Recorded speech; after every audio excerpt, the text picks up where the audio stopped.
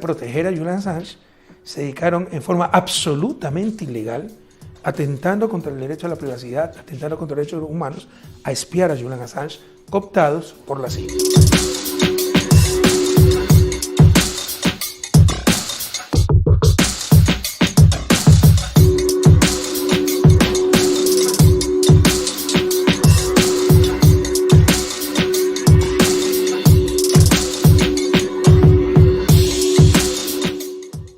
The protection of legal privilege is an essential aspect of the right to a defence.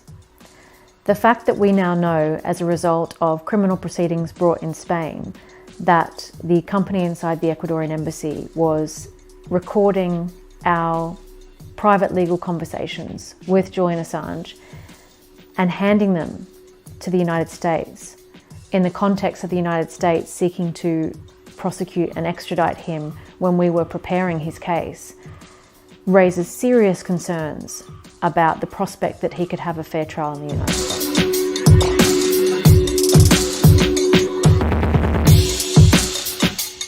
WikiLeaks walks like a hostile intelligence service and talks like a hostile intelligence service.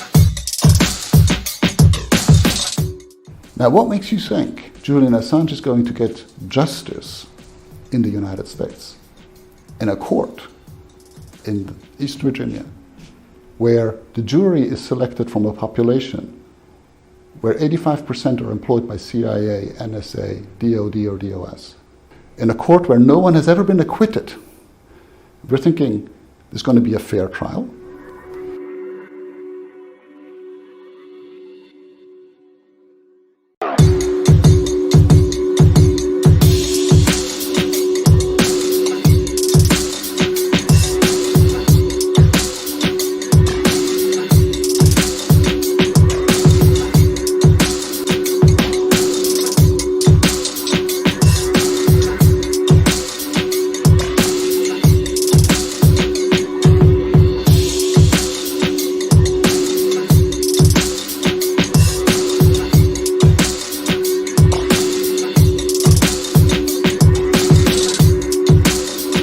En lugar de proteger a Julian Assange, se dedicaron en forma absolutamente ilegal, atentando contra el derecho a la privacidad, atentando contra los derechos humanos, a espiar a Julian Assange, cooptados por la CIA.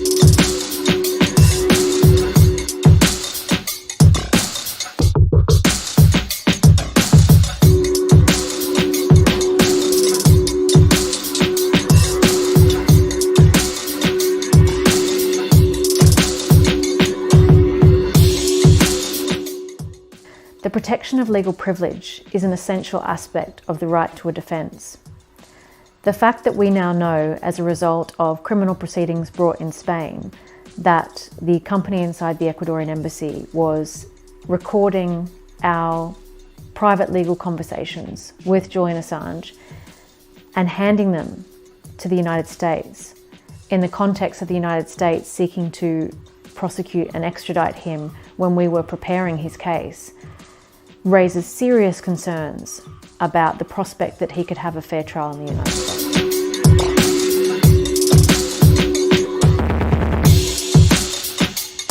WikiLeaks walks like a hostile intelligence service and talks like a hostile intelligence service. Now, what makes you think Julian Assange is going to get justice in the United States, in a court in East Virginia, where the jury is selected from a population where 85% are employed by CIA, NSA, DOD, or DOS, in a court where no one has ever been acquitted? We're thinking there's going to be a fair trial.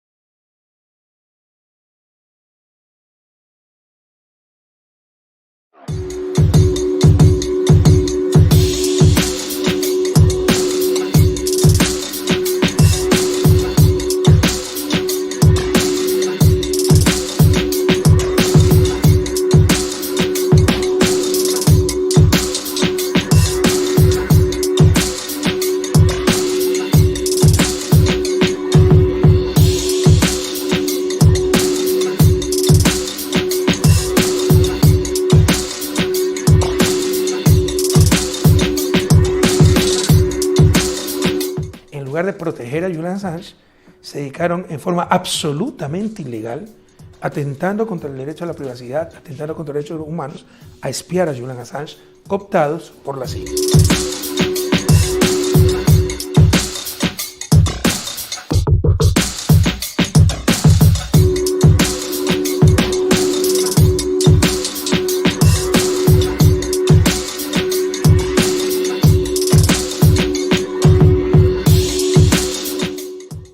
The protection of legal privilege is an essential aspect of the right to a defence. The fact that we now know, as a result of criminal proceedings brought in Spain, that the company inside the Ecuadorian embassy was recording our private legal conversations with Julian Assange and handing them to the United States in the context of the United States seeking to prosecute and extradite him when we were preparing his case, raises serious concerns about the prospect that he could have a fair trial in the United States.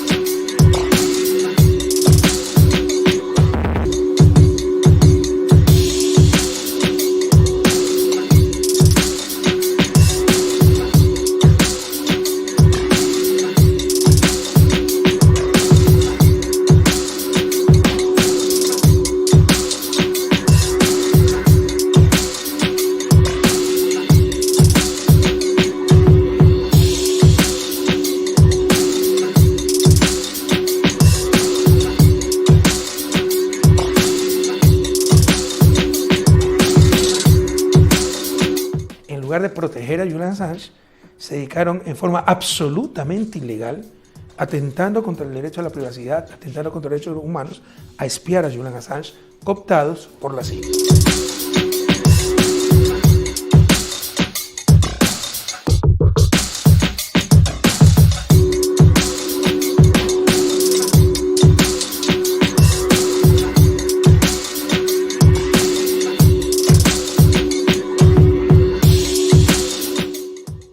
The protection of legal privilege is an essential aspect of the right to a defence.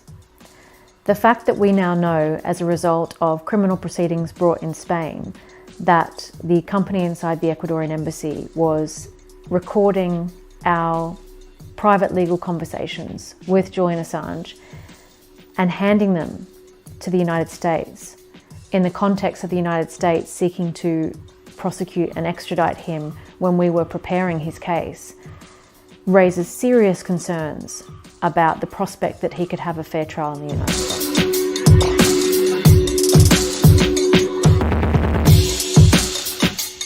WikiLeaks walks like a hostile intelligence service and talks like a hostile intelligence service. Now, what makes you think Julian Assange is going to get justice in the United States, in a court in East Virginia, where the jury is selected from a population where 85% are employed by CIA, NSA, DOD, or DOS, in a court where no one has ever been acquitted? We're thinking there's going to be a fair trial.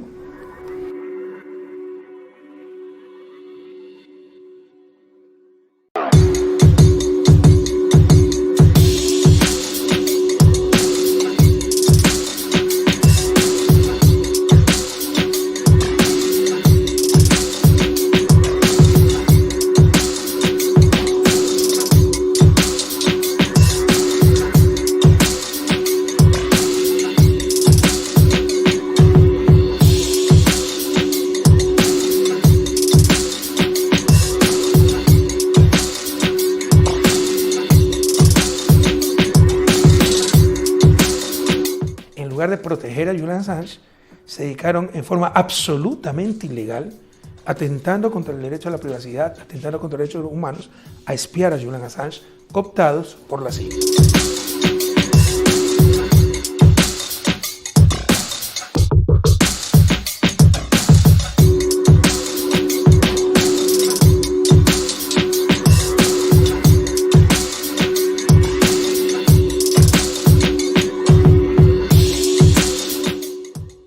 The protection of legal privilege is an essential aspect of the right to a defence. The fact that we now know, as a result of criminal proceedings brought in Spain, that the company inside the Ecuadorian embassy was recording our private legal conversations with Julian Assange and handing them to the United States in the context of the United States seeking to prosecute and extradite him when we were preparing his case, raises serious concerns about the prospect that he could have a fair trial in the United States.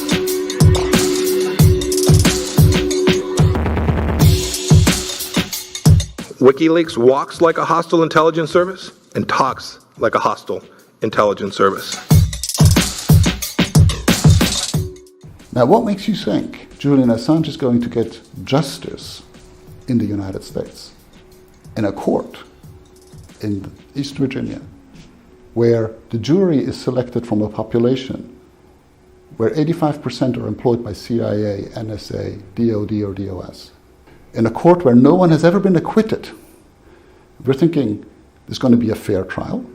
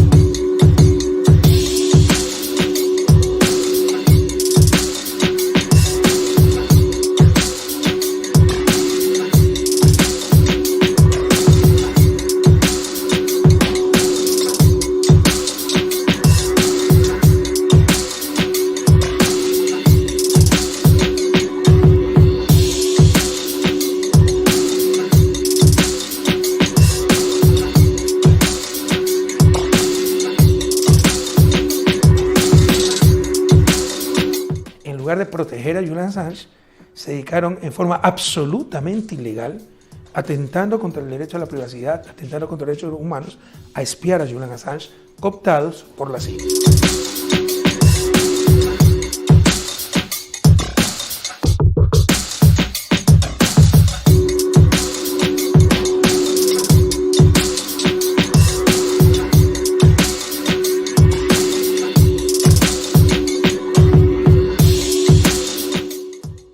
The protection of legal privilege is an essential aspect of the right to a defence. The fact that we now know, as a result of criminal proceedings brought in Spain, that the company inside the Ecuadorian embassy was recording our private legal conversations with Julian Assange and handing them to the United States in the context of the United States seeking to prosecute and extradite him when we were preparing his case, raises serious concerns about the prospect that he could have a fair trial in the United States.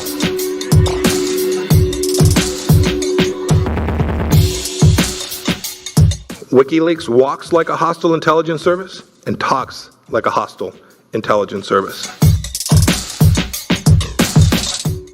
Now, what makes you think Julian Assange is going to get justice in the United States, in a court in East Virginia, where the jury is selected from a population where 85% are employed by CIA, NSA, DOD, or DOS, in a court where no one has ever been acquitted? We're thinking there's going to be a fair trial.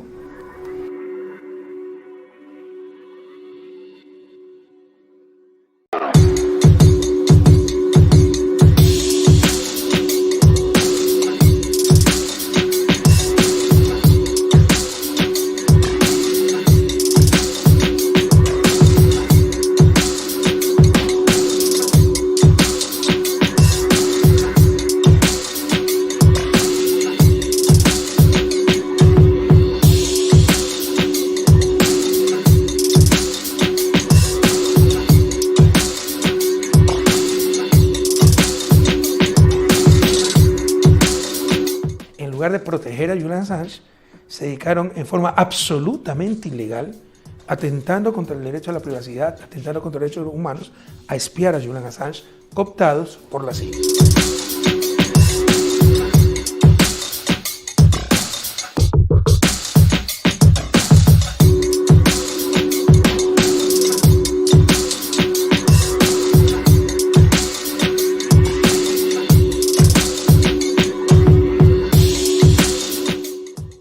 The protection of legal privilege is an essential aspect of the right to a defence.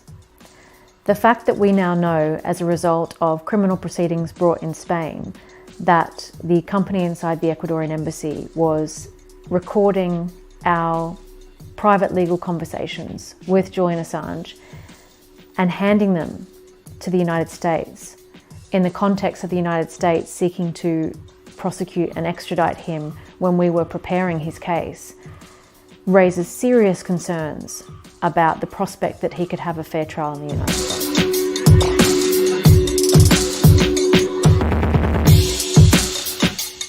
WikiLeaks walks like a hostile intelligence service and talks like a hostile intelligence service.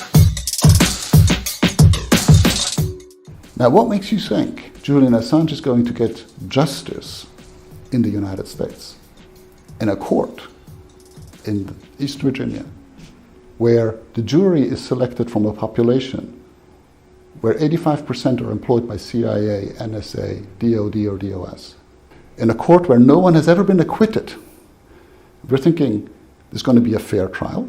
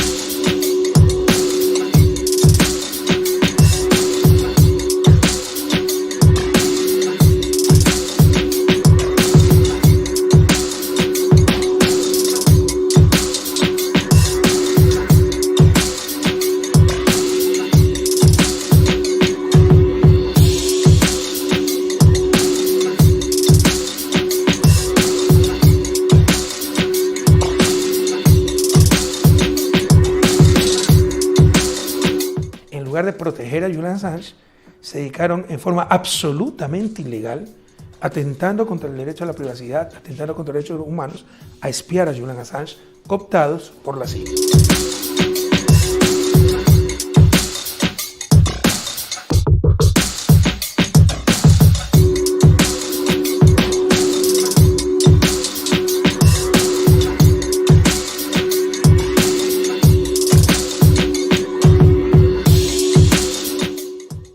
The protection of legal privilege is an essential aspect of the right to a defence.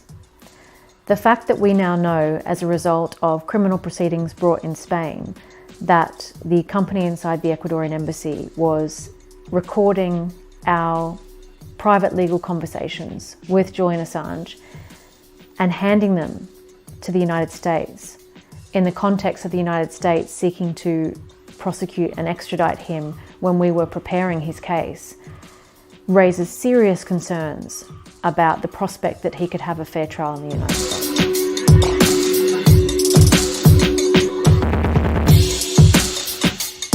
WikiLeaks walks like a hostile intelligence service and talks like a hostile intelligence service. Now, what makes you think Julian Assange is going to get justice in the United States, in a court in East Virginia, where the jury is selected from a population where 85% are employed by CIA, NSA, DOD, or DOS, in a court where no one has ever been acquitted, we're thinking there's going to be a fair trial.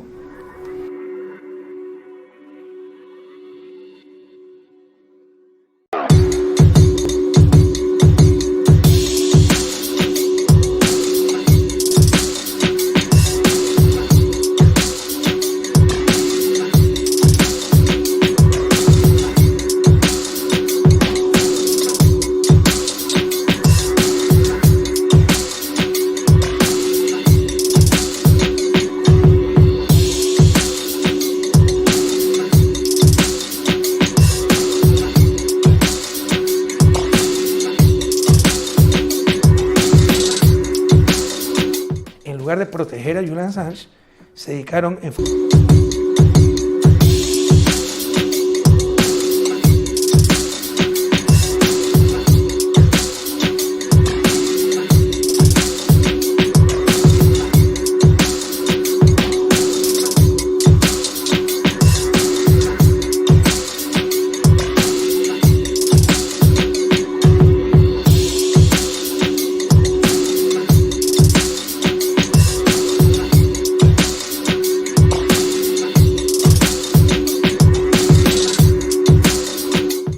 de proteger a Julian Assange, se dedicaron en forma absolutamente ilegal, atentando contra el derecho a la privacidad, atentando contra los derechos humanos, a espiar a Julian Assange, cooptados por la CIA.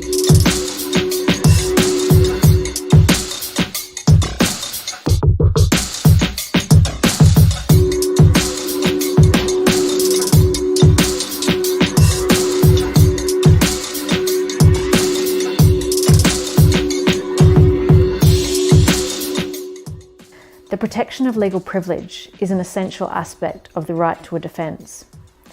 The fact that we now know, as a result of criminal proceedings brought in Spain, that the company inside the Ecuadorian embassy was recording our private legal conversations with Julian Assange and handing them to the United States in the context of the United States seeking to prosecute and extradite him when we were preparing his case, raises serious concerns about the prospect that he could have a fair trial in the United States.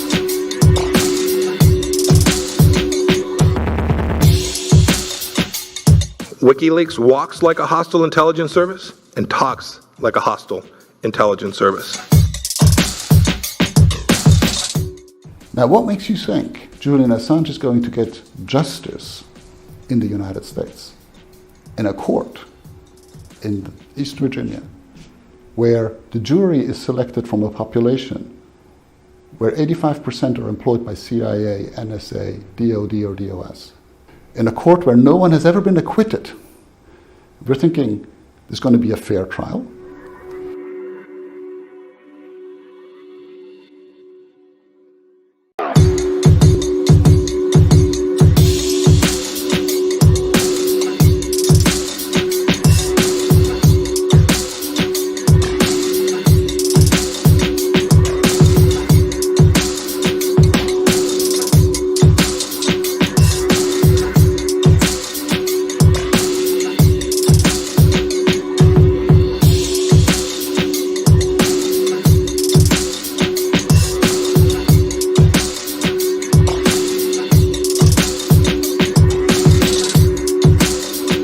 En lugar de proteger a Julian Assange, se dedicaron en forma absolutamente ilegal, atentando contra el derecho a la privacidad, atentando contra los derechos humanos, a espiar a Julian Assange, cooptados por la CIA.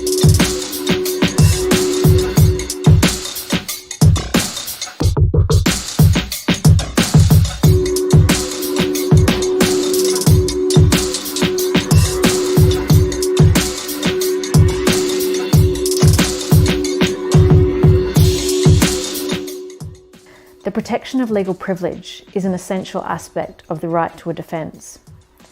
The fact that we now know, as a result of criminal proceedings brought in Spain, that the company inside the Ecuadorian embassy was recording our private legal conversations with Julian Assange and handing them to the United States in the context of the United States seeking to prosecute and extradite him when we were preparing his case, raises serious concerns about the prospect that he could have a fair trial in the United States.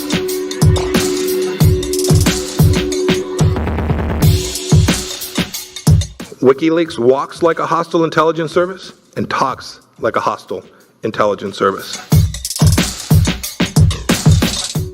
Now, what makes you think Julian Assange is going to get justice in the United States, in a court in East Virginia, where the jury is selected from a population where 85% are employed by CIA, NSA, DOD, or DOS, in a court where no one has ever been acquitted? We're thinking there's going to be a fair trial.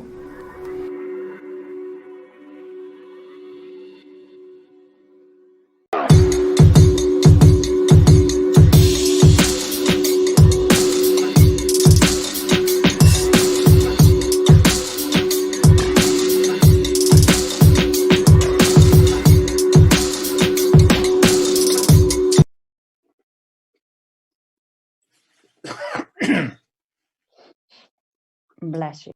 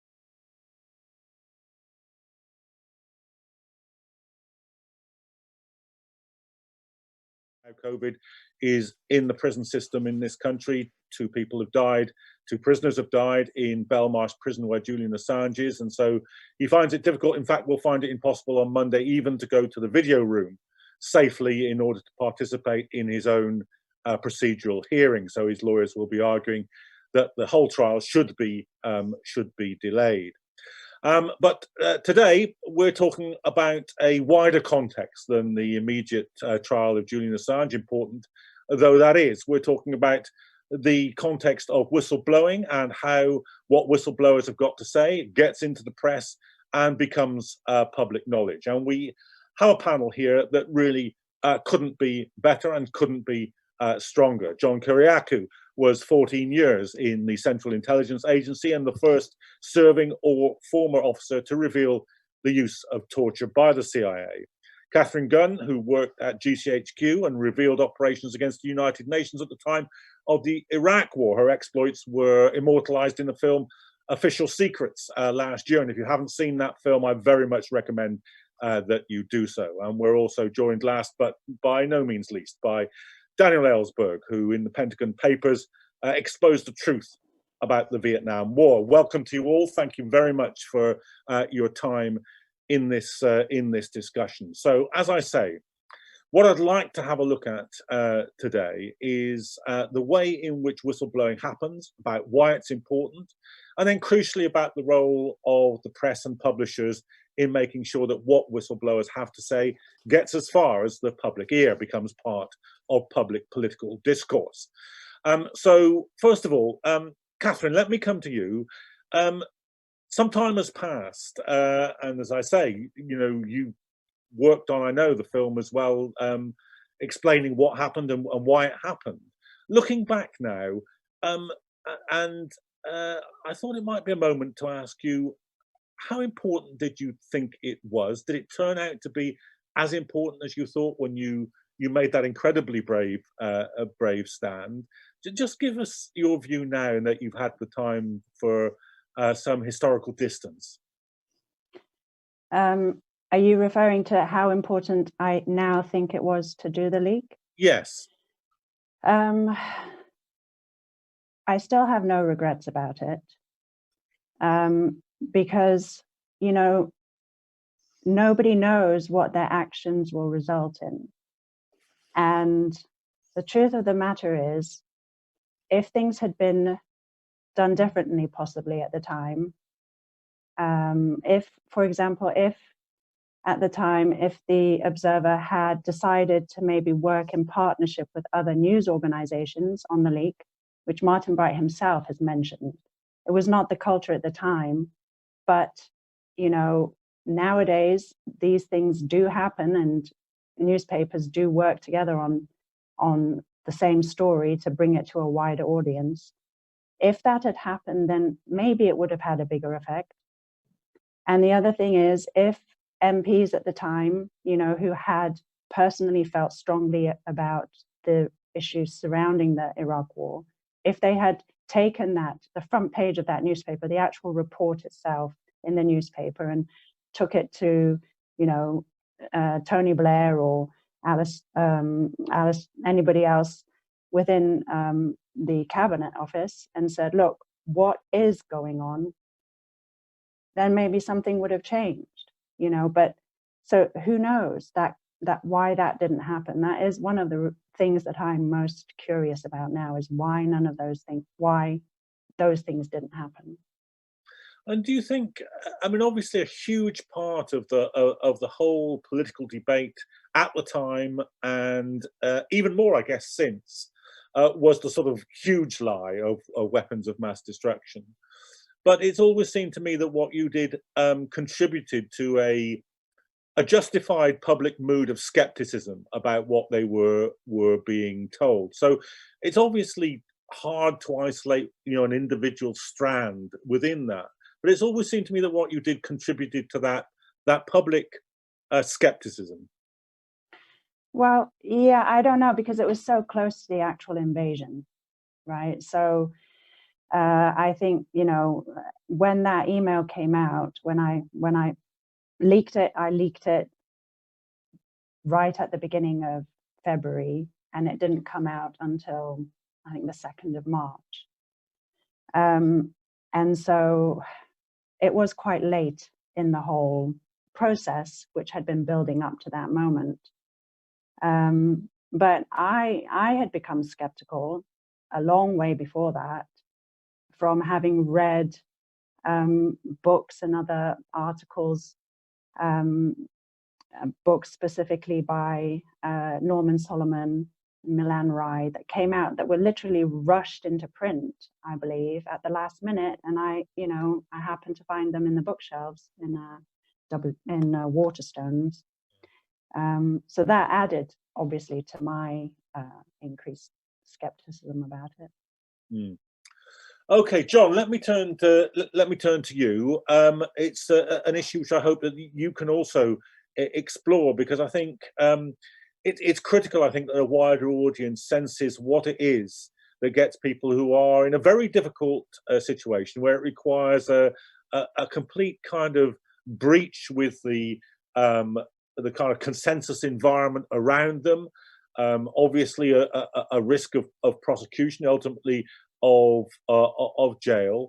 Looking back on what you did now, just tell us a bit about why you made that decision, and how important it is now that you've got a bit of space to look back on it.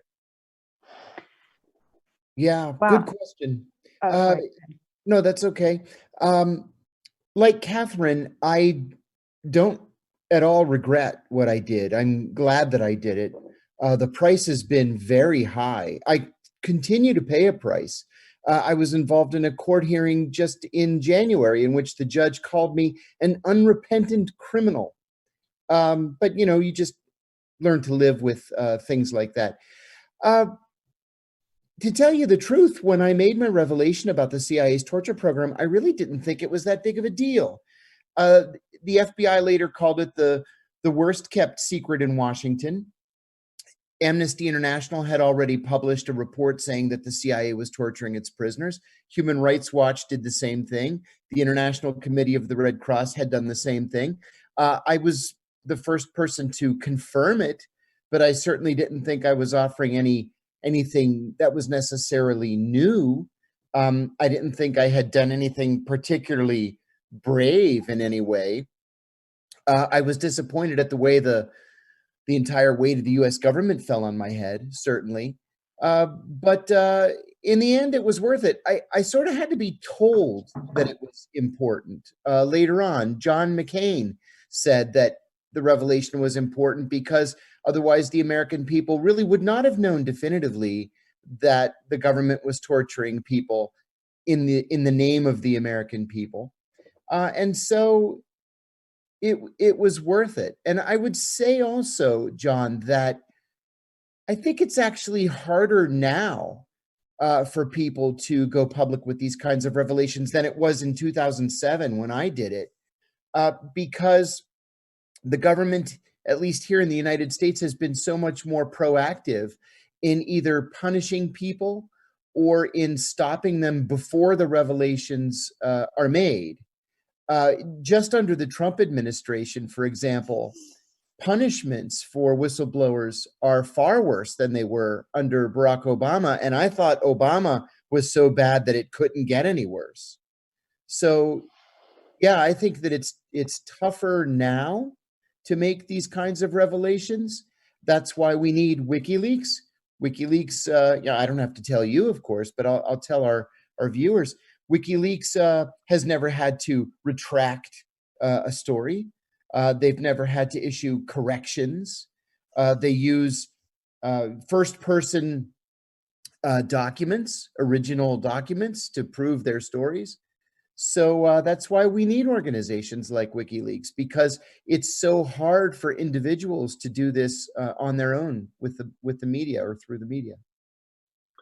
Okay, John, thanks very much for that. And just to tell viewers, people looking in on this discussion, you can of course ask questions. If you go down to the bar at the bottom of the screen there, you'll see that there's a Q&A function. Please do feel free to click on that and to type in your questions, or if you're watching on other media, please use the comment section, and we'll try and get as many of those issues in front of our guests and to get their views on them as we go through the program here. But before we do that, I want to call on our final panelist. That's Daniel Ellsberg. Daniel, welcome to the program. Great to see you here. Of course, your leaking of the Pentagon Papers, the so-called Pentagon Papers during the Vietnam War, has become a kind of landmark in the history of whistleblowing. I guess you've had a lot of time to think back on what you did and why you did it, and how important you think it is. So, give us your view on that. You know, I just realized what a pleasure it is to be on this panel with two friends and heroes of mine. And I was thinking about the similarities and differences between us.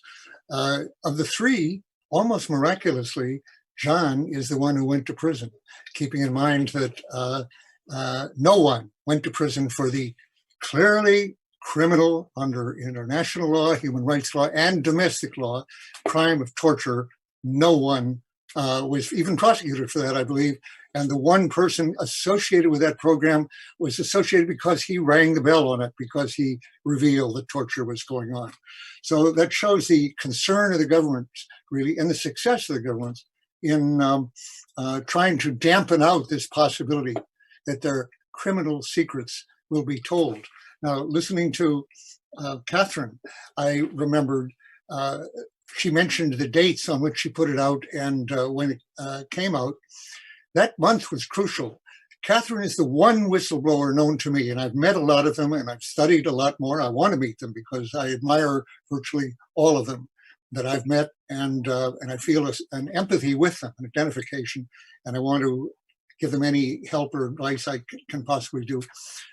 She's the only whistleblower I have heard of who acted fast and as the situation required before the war.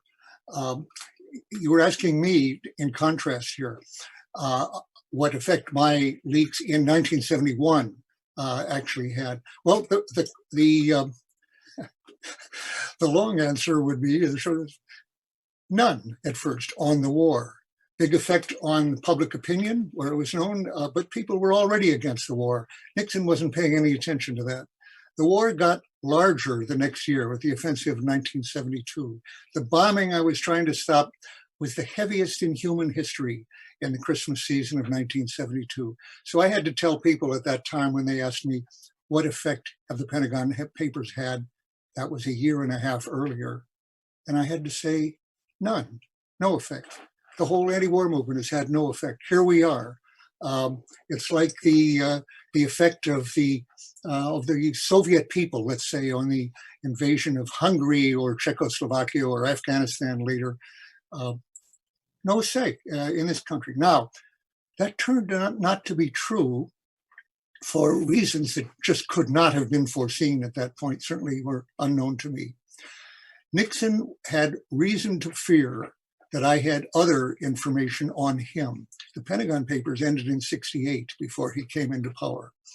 And they incriminated the Democrats mainly, as Henry Kissinger pointed out to Nixon. He said, actually, they make the Democrats, this is actually rather good for us. You know, they put the war on the side of the Democrats. And but Nixon had reason to fear that I had documents on his plans and threats to use nuclear weapons against North Vietnam and to do things like the mining of Haiphong, the invasion of Laos and Cambodia, which he actually did later. So in order to keep me from doing that, he committed crimes against me to stop me while I was on trial. One effort to incapacitate me totally, other efforts to listen to me and overhear a burglary of my former psychoanalyst office to get information to blackmail me with. And amazingly, and fortuitously really, a lot of that came out by people doing things they weren't expected to do, truth-telling they weren't expected to do, like John Dean in the White House, like Alexander Butterfield, who revealed the taping, which proved what Dean had been saying, which the president denied about his criminal activities of obstruction of justice. And now we get back to the difference that Catherine made with a current contemporary document, and very extraordinarily, a single page that actually was quite incriminating. An amazing page. There was no page like that in the 7,000 pages of the Pentagon Papers. There was no page I could have put out and say, look, this shows that criminal means are being used for a criminal purpose.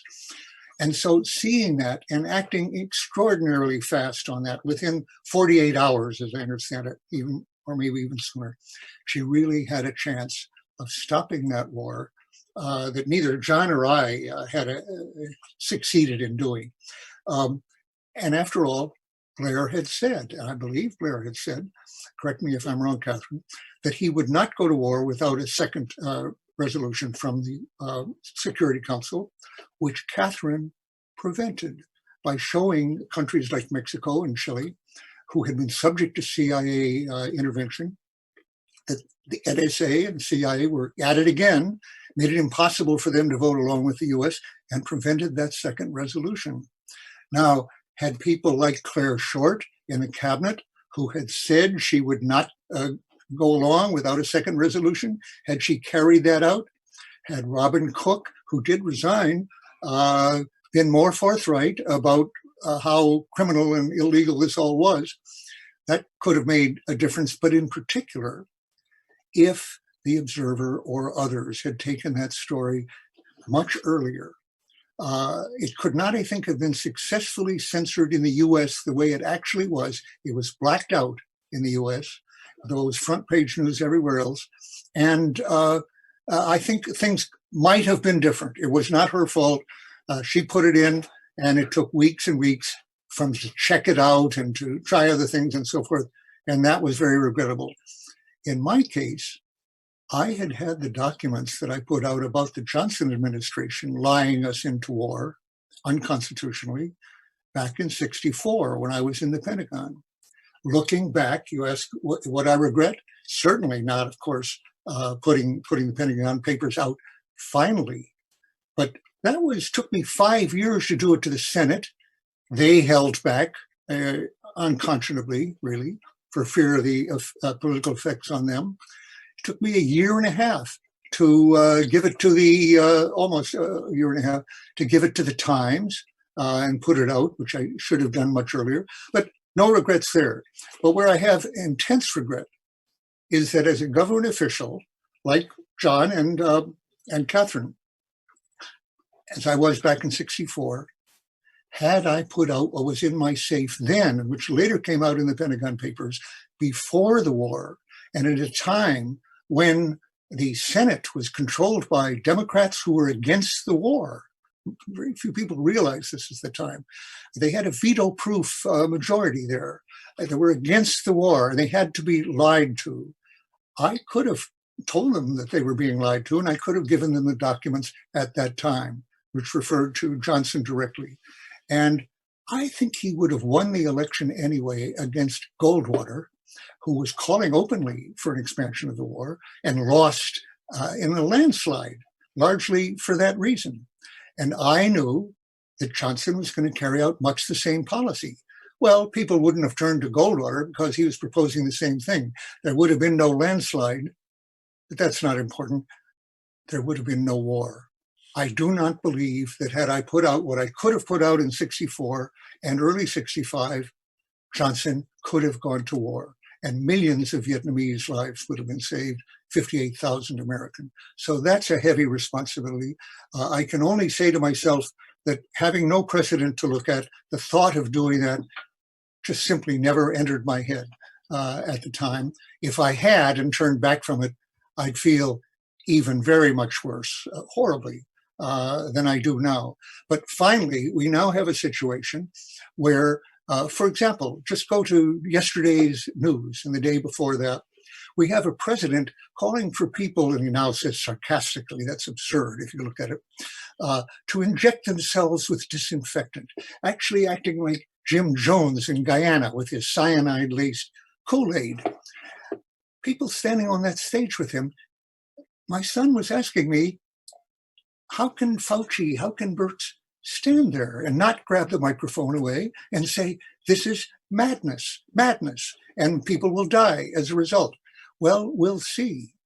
We now know that scores of people in the government, in the intelligence agencies, had predicted from the Chinese experience, at the beginning of it, a major pandemic, major economic consequences, as well as major loss of life.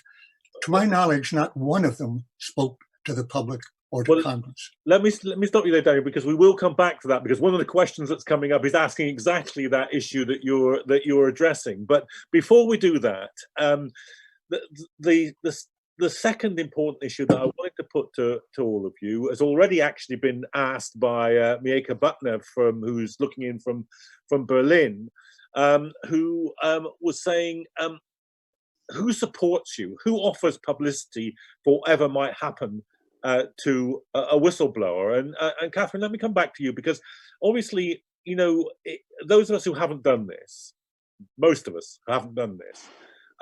If we try to put ourselves in your shoes, I guess the second most important question, after you've answered the question, shall I or shan't I do this? The kind of second most important question is, how am I going to publicize what I know? Who is going to tell people? So my question is this: the relationship between the whistleblower and publishers, the media, and so forth. How were you looking at that, and what do you think about that? Well, at the time, I was completely innocent about how things worked. I was extremely naive, and I think, well, WikiLeaks didn't exist at that point. So really, I was I didn't know any journalists. Obviously, at GCHQ and in most intelligence circles, unless your role is to cultivate journalists, you're told to stay as far away from them as possible because they're going to try and winkle out any information from you. So I knew no journalists personally, and I didn't trust them. I mean, I had to an extent internalized that sort of training.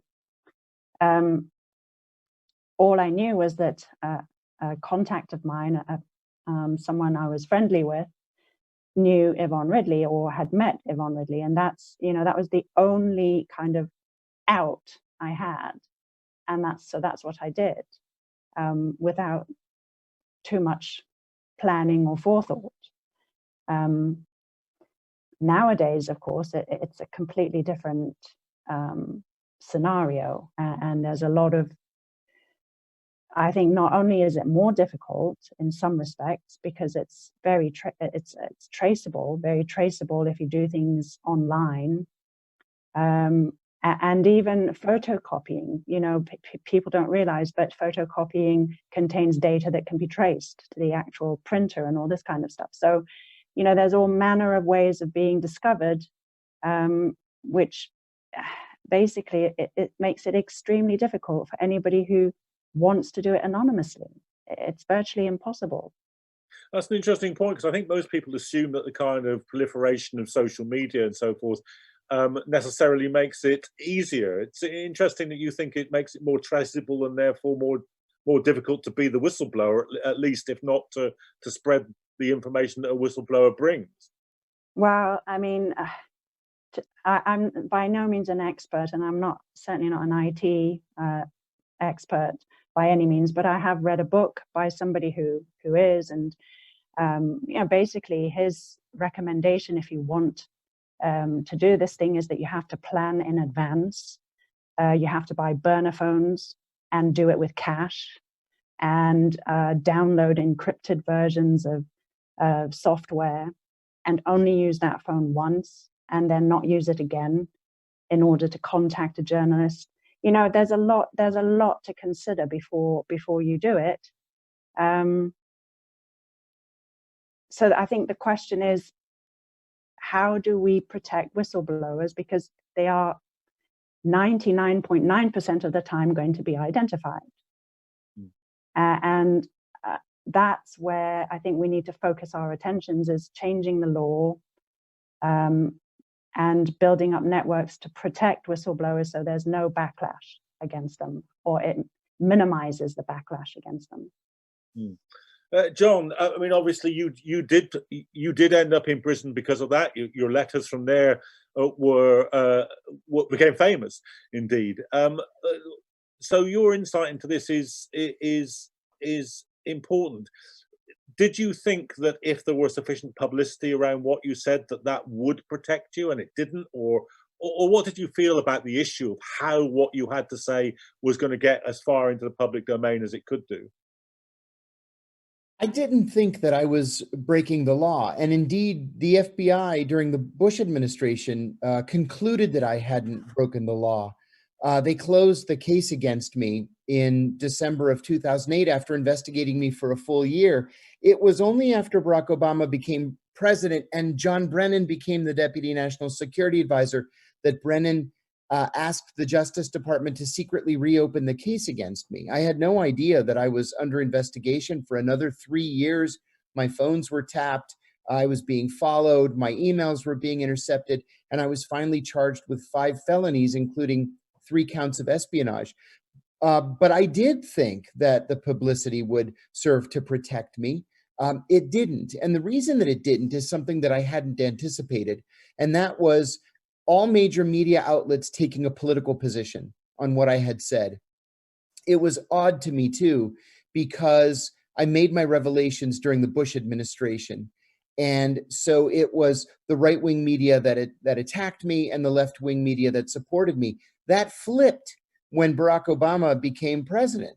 And so I had the likes of MSNBC, especially Rachel Maddow, who's supposed to be so progressive, referring to me as John Kiriakou, who styles himself a whistleblower. And then my strongest support coming from Fox News and Tucker Carlson. It's like I live in bizarro world where everything is upside down and it's the opposite of what it's supposed to be. So the politicization of my revelation surprised me. And it's because in so many years at the CIA, it was drilled into my head that we couldn't be political. We had to make our analytic judgments based on the evidence. And to me, the evidence was the CIA was torturing its prisoners. Torture was official US government policy. Torture was illegal, both by US law and by international law. And the issue was very simple. Really, it was quite simple at the end of the day. Well, the media didn't see it as simple. I'd like to reiterate something that Catherine said. It's virtually impossible to remain anonymous in this electronic age that we live in. And if someone is considering becoming a whistleblower, especially on a national security issue, he or she has to identify a trusted journalist. He or she has to have a working knowledge and understanding of encryption, end-to-end encryption, in order to protect himself. Or, and this is something I recommend regularly, routinely, go to WikiLeaks, because WikiLeaks has consistently protected its sources. Daniel, let me come to you. I'd be interested to know your view of how what you had to say made it into the press, and how you think that worked or didn't. But also, I've got a specific question here that James Fox has asked, and it's an interesting one. He says, Daniel, do you think it would ever be possible to have a statutory WikiLeaks, a type of safe depository for whistleblowers, a public, recognized, peopled by trusted officials, protected by law from government intrusion? Now, John's made the point that WikiLeaks, as it exists, as provides a level of protection that perhaps wasn't there before it was created. Is it conceivable that kind of work might ever be something which would be legally enforced, legally protected, I suppose?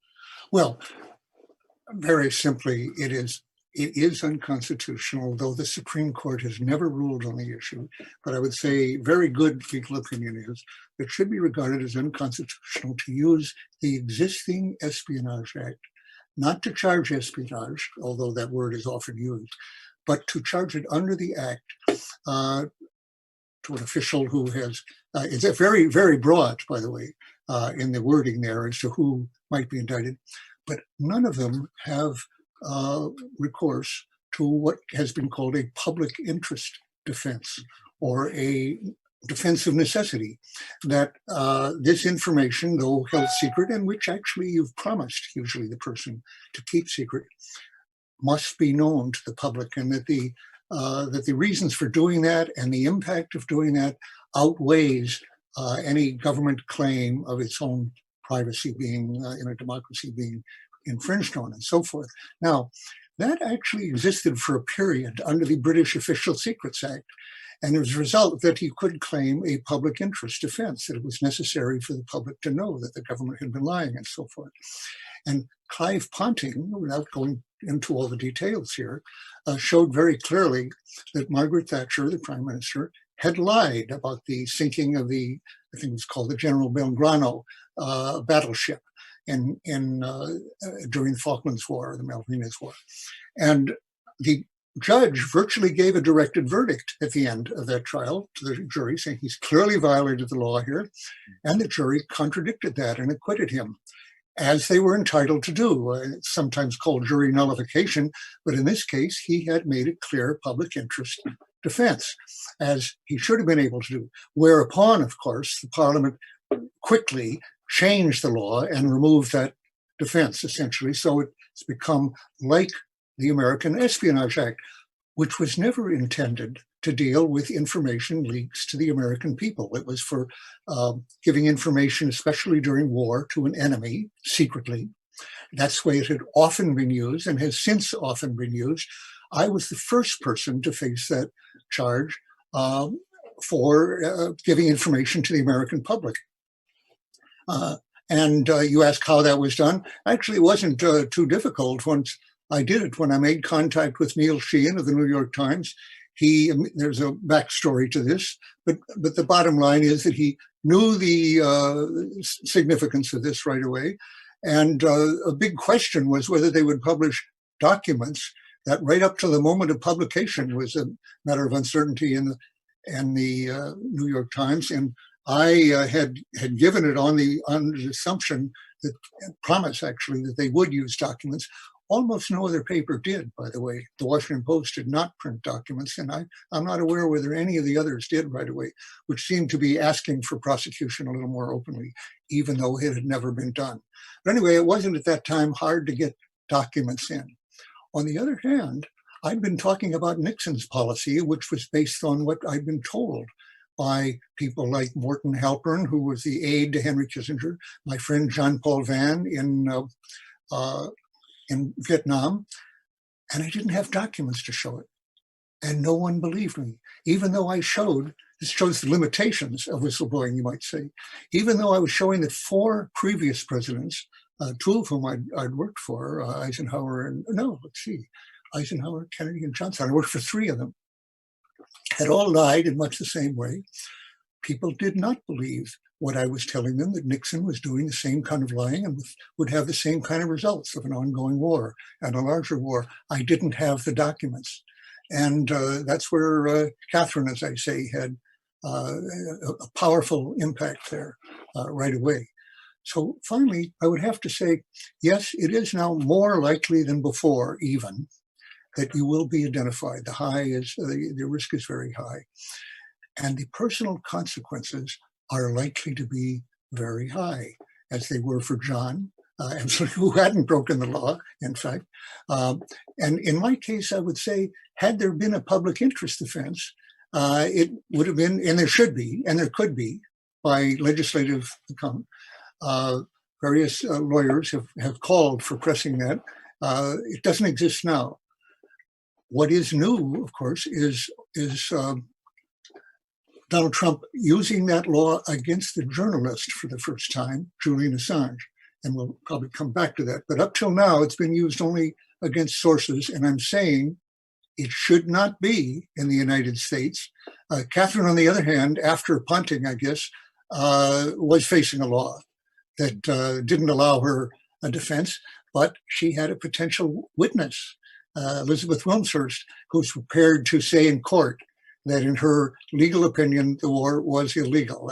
I think without that, let me say, my guess is that she would have spent time in jail. I didn't, for almost miraculous reasons. What it comes down to is the personal risk is high. The fact that we found out it's not worth doing unless the lives to be saved, the consequences of not doing it, are so great that it is worth taking that risk. And there are such cases, many of them, including all 3 of us and many of others, to avert that war. I'm not going to, let me just give my own personal opinion. I think that Catherine, as I know her, would have gone to jail. Absolutely, to avert that war. I won't speak for her, but that's my understanding of her. John Kiriakou did go to jail without even expecting it. Yes, I would have been going to jail for life, as Julian is charged with 117 years possible. I was charged only with 115 years possible. But it comes to much the same thing. Was that worth doing? Of course. That was worth doing. And that's why I call these present circumstances where people are not doing. We have to have a change in attitude where people are challenged. What is right to keep those secrets? Let me just put some of those points to John and to Catherine. And people are raising this on the questions as well about the pursuit of Julian Assange as a publisher or a journalist, rather than the pursuit of Chelsea Manning, of course, as the whistleblower. John, was there any moment where it looked as if people who'd run with your story were going to join you in the court case, or was that simply not in the frame at that time? No, that never happened for me. We actively solicited support in the very beginning. Just after my arrest, one of my attorneys was assigned to be my liaison with the media. And so we had major outlets come to the lawyer's office for for an off-the-record conversation. We had the New York Times, the Washington Post, the Wall Street Journal, Politico. We had a bunch of them, and nobody wanted to touch it. It was an espionage case, and it was just too rough for them. A couple of them ended up being quasi-supportive, I suppose I could say, in public, but nobody really leapt to my defense. And I'd like to mention something too about how this affects Julian. I've been grossly disappointed in the behavior of the mainstream media surrounding Julian's case, because it's as though they can't appreciate or refuse to even try to appreciate the effect that this prosecution is going to have on them. It's so clear that Julian is a journalist, or even if you don't believe Julian's a journalist, that Julian is a publisher, that there's literally nothing to stop the FBI and whatever administration happens to be in power from going after the next publisher, be it at the Washington Post or the Times or whatever outlet publishes something that the administration doesn't like. So if you can have a publisher facing 115 years in prison, which, let's be honest, is really a death sentence, then it can happen to literally anybody. I tried saying this in my own case, that if they can go after me and lock me up, well, they can do it to anybody who crosses them. There's a terrific book called 3 Felonies a Day, written by Harvey Silverglate, a professor of law at Harvard University. And he argues that we're so over-criminalized, so over-regulated and politicized in this country that the average person on the average day going about his or her normal business commits 3 felonies every day, with the idea being, if they don't like you, if they don't like your politics, they can go after you and there's virtually nothing you can do to protect yourself. Well, that's what they've done to Julian. He was a disruptor and they don't like his politics. And so they decide to attack him and to ruin him.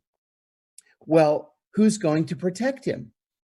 That falls on the rest of us to try to protect him, because we have to draw that line somewhere. If we don't draw the line, if we don't try to protect one another, if we don't try to protect a journalist or a publisher, then we don't live in a democracy and there won't be anybody to protect us. John, very good points. And just a moment where I should say, by the way, if you want to join in campaigning to stop Julian being extradited to the United States, or indeed to stop him being kept in prison during an epidemic, then please do visit the Don't Extradite Assange campaign website, where there is a petition and a lobby tool where you can write to MPs. Please do share those, please do sign those, and please do look out for future actions and events like this. Julian said it many times, John's just said it. It is really only a mobilized, aware and active population that's going to be the last line of defense, and certainly the only thing that can bring effective pressure on the court system and the politicians, and indeed on journalists, and help journalists to defend themselves. Catherine, on that question, the film about what you did gives us an insight into what the battles were inside the Observer between Martin Bright and Ed Vulliamy and the editors that eventually got the story that Yvonne Ridley brought to them, your story, out there. I'm interested to know if you were aware that those battles were going on in that way at the time. Was that apparent to you? And you obviously very narrowly escaped going to jail. Were you surprised at the way in which the court system dealt with you? Well, I had absolutely no idea what was going on at the Observer at the time, of course, because I didn't even know it had gone to the Observer. I mean, so actually seeing those scenes, when the first time I watched the film, it was sort of astonishing to me, because obviously after the whole event had, when they dropped the case against me, and I did talk to Martin Bright, but even so, even talking to him and so on, you don't talk about those sorts of things necessarily. So yeah, I really enjoyed watching those scenes. And Martin Wright was actually there the whole time on set, actually had a cameo, as did his wife, and in the film. But yeah, I mean, a lot of people have said it was a very good sort of portrayal of a newsroom, that one of the most accurate portrayals they've seen in film. And sorry, what was the second point? About whether you were surprised about the way in which the court system Right. behaved when you were going through that.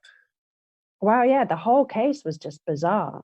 I mean, first of all, I'd confessed, right? I'd confessed that I'd made the leak, and but they didn't charge me straight away. So I was bailed. I was bailed for 8 months. At which point, it was almost quite a shock when they decided to charge me, because we'd come to the conclusion that if they were going to charge me, they would have done it by now. Why drag it out for 8 months? Then when they did go ahead and charge me, that, as I say, that was quite a shock. But when we started calling for all the legal advice that the government had prior to the invasion, the full set of legal advice, and we had got wind that, as Dan had said about Elizabeth Wilmhurst possibly being called as a witness and so on. It was just amazing how quickly the prosecution turned around and dropped the case. So the fact that, within about a week or even less, when this call from the defense team to come forward with documents came out, they dropped the case. And to this day, we don't have a real, I think, sufficiently accurate reason, factual reason for why they did drop the case. It's deemed the whole reason behind why the case was dropped and all of that, why I was charged, why it was dropped, is all now apparently national security information, so they can't disclose any more about it. So would you say it's often Gareth Peirce, Julian's lawyer, often makes the case that or puts the argument that half of what happens in a court case is what happens in the courtroom. The other half, and this decides often whether or not these things are won or lost, is the politics that surrounds it, which in a way is a hopeful message for activists, because you can affect the political environment of a case. Do you feel that was borne out by your experience? Well, I have to, I think, to be fair, in the UK, at the time of my case, there wasn't a lot of negative press. I mean, John talks about the politicization of his case. I think on the whole, because the Iraq War was so deeply unpopular and by the time the case was coming up for trial at the end of 2003, beginning of 2004, I think, it was becoming more and more apparent that the whole invasion was a fiasco. It was a disaster. And so I apart from one or two maybe slightly snarky articles in the usual types of conservative press, there wasn't a lot of, it was mostly extremely positive reporting, pretty much in my favor. And I think that probably would have continued. I would hope it would have continued if it had gone on to a full trial. John, let me just come back to you, because there's a whole bunch of people asking the same question, which is, if Julian is extradited to the United States, can he face a fair trial? And you've been on both sides of the fence here, so your answer to that question is probably better than most. Let me answer that question by telling a short story. I hired O.J. Simpson's jury consultant in my case. He has never lost a case. He represented O.J. Simpson and William Kennedy Smith and George Zimmerman in the Trayvon Martin case. He's a winner. And we got him a security clearance. He came to Washington and he reviewed all the documents. And at the end of it, he said to me, if we were in any other district in America besides the Eastern District of Virginia, I would say, let's go for it. We're going to win. But the Eastern District of Virginia, he said, your jury would be made up of people from the CIA, the FBI, the Pentagon, the Department of Homeland Security, and intelligence community contractors or their family members. He said, you don't stand a chance in the Eastern District of Virginia. That's why they charged you there. I fear the same thing for Julian, that they charged him in the Eastern District of Virginia because it's called the espionage court, because no national security defendant has ever won a case there. And that's why I think that our best shot for Julian in the Eastern District is through publicity and the possibility of jury nullification.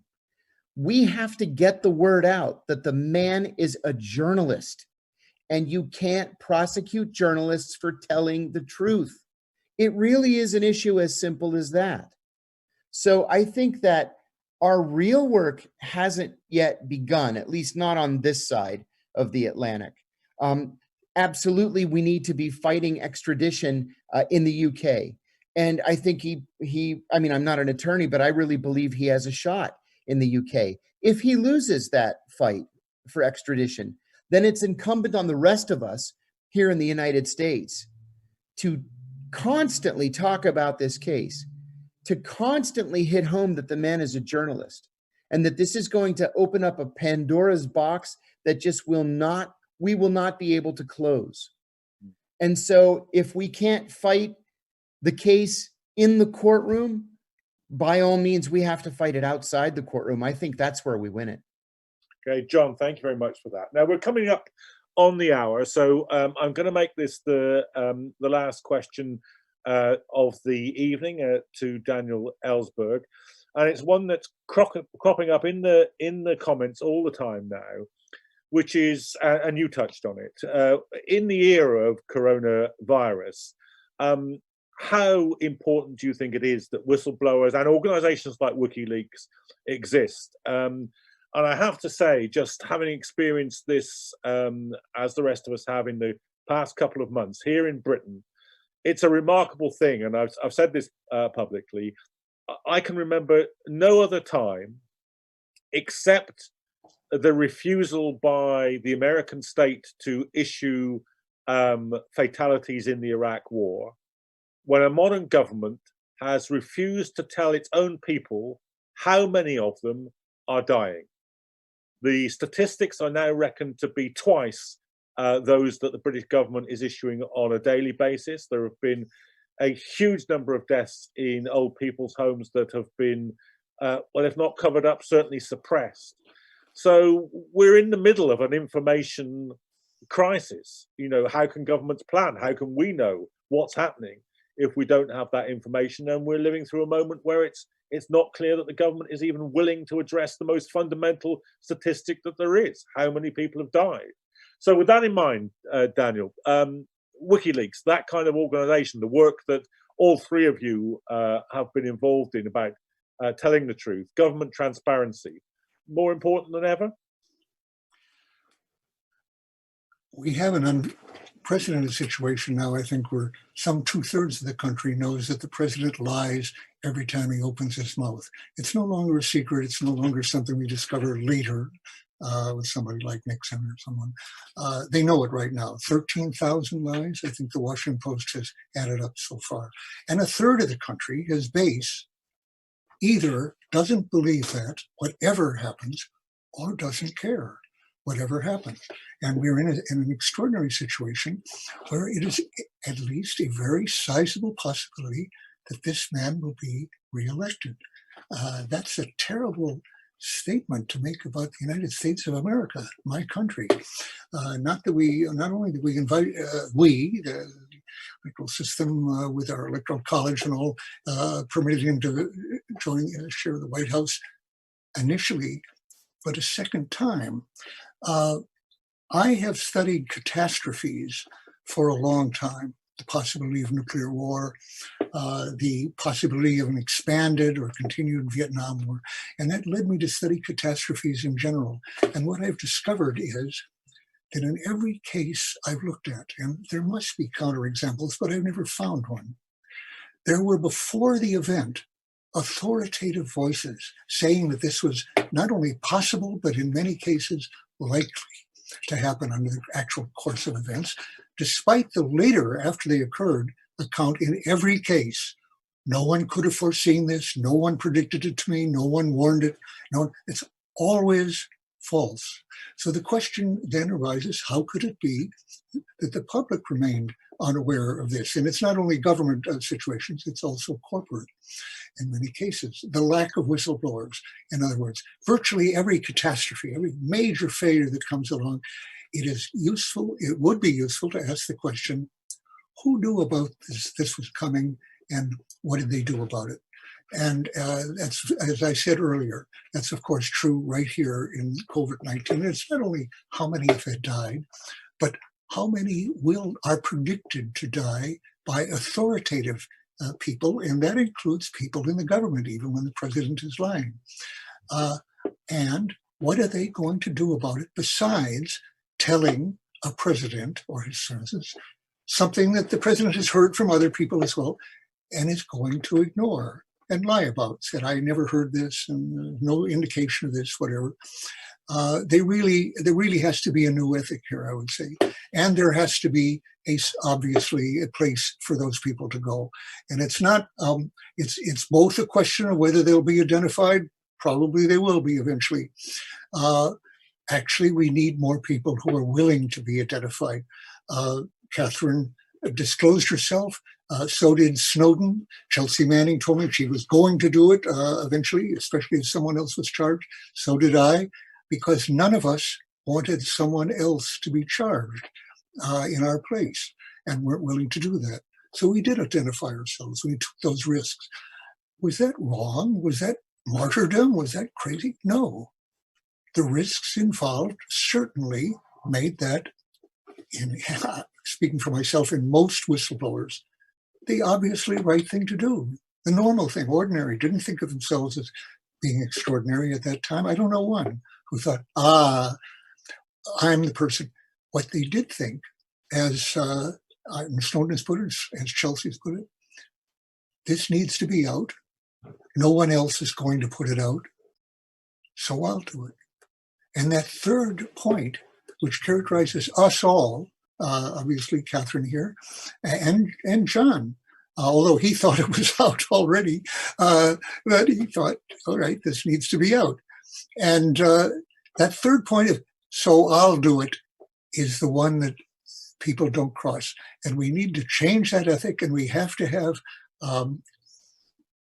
channels like WikiLeaks for it to get out when the others refuse. Remember that Chelsea Manning approached both the Times and the Washington Post and were turned away before she went to WikiLeaks. There's other cases like that. I could mention the media break-in of the FBI, where they tried to tell the LA Times and the Washington Post, whatnot. Couldn't get it out. They got it out finally somewhere, but were turned away. WikiLeaks is the place of last resort, and I say last only because the others get more attention if you get the documents out.